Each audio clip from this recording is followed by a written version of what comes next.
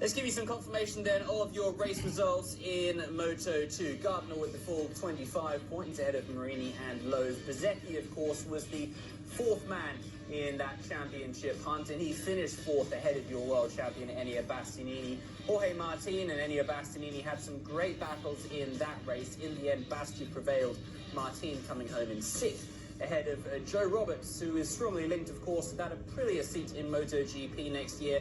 Augusto Fernandez, a welcome return to form for the Spaniard, as Lorenzo Baldassari and Xavi Vierge completes your top 10 for the final race of the season in Moto2.